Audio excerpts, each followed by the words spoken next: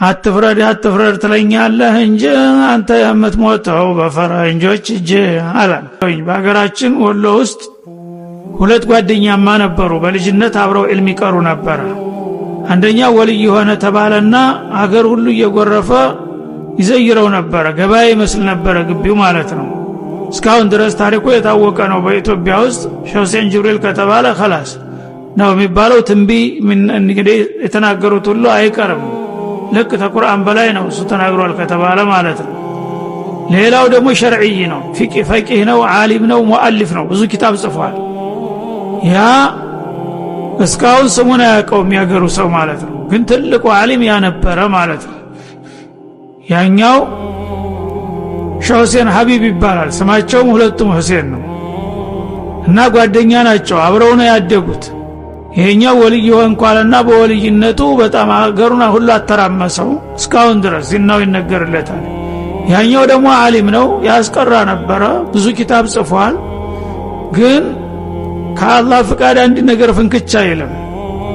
ይሄኛው ሰውዬ ህዝብን ሲያተራምስ እየመጣ በተለያየ ጊዜ አላህን ፈራ አንተ ሰውዬ ይለው ነበር።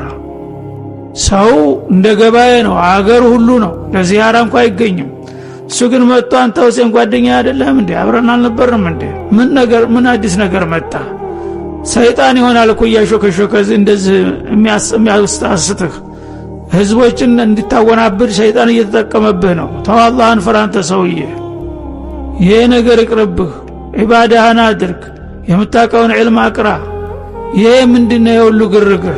አንተ ፈጣሪ ነህ ነብይ ነህ ምንድነው እያለ ይነግረው ነበር። ይሄን በሚልበት ጊዜ ያው ጥቅም ጋር ተገናኘ ሰው ችግር ነው። እንግዲህ እሱ በቃ አገሩ ሁሉ ይሰግድለታል። ስንት በሬ ይመጣል በየሳምንቱ፣ ስንት ሙክት ይመጣል፣ ስንት ማር ተጭኖ ቅቤው ተጭኖ ይመጣል። ሲሄት እንደልብ ነው። ያኛው ተራ ምስኪን ነው። አንድ በረሃ ላይ የተወሰነ ደሳሳ ጎጆ ውስጥ ሆኖ ድረሶችን ያስቀራል። አልፎ አልፎ በአንድ ሙናሰባ ሲገናኙ ወይም ሰው ሲሞት ምን ሲል ሲያገኘው ይነግረዋል። አላህን ፍራ፣ አማም አላህ ኋላ አልነገረኝም እንዳትል አንተ ሰውዬ እየተሳሳትክ ነው ይለዋል ማለት ነው።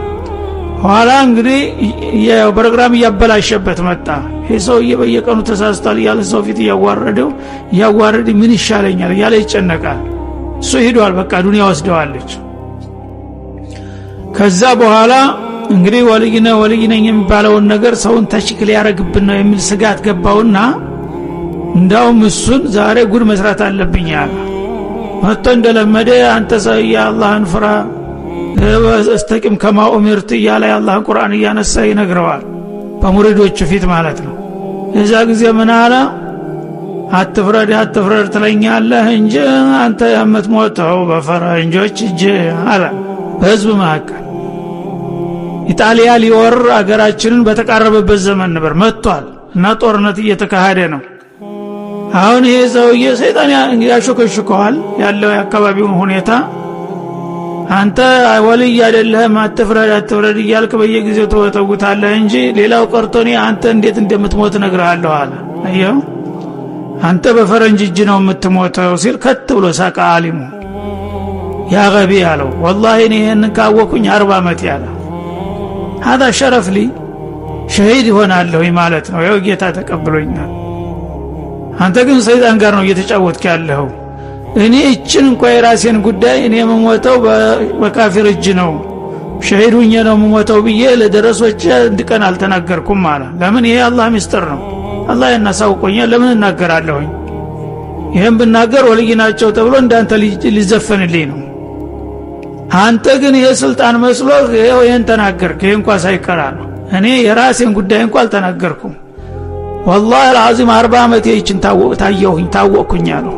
አየህ፣ ስለዚህ ያ ሰው እውነት ያላህ ወዳጅ ከሆነ አላህ ለአንተ የነገረህን ምስጢር ሄደህ በአደባባይ ለሴቱ ለወንዱ ማናገር አለብህ እንዴ? ኸይር ስራ ለኡመቱ የምታስብ ከሆንክ ስንት ኸይር ነገር የሚሰራል። ጥንቆላ ነው ኸይር ስራ፣ ከሰይጣን ጋር መጫወት።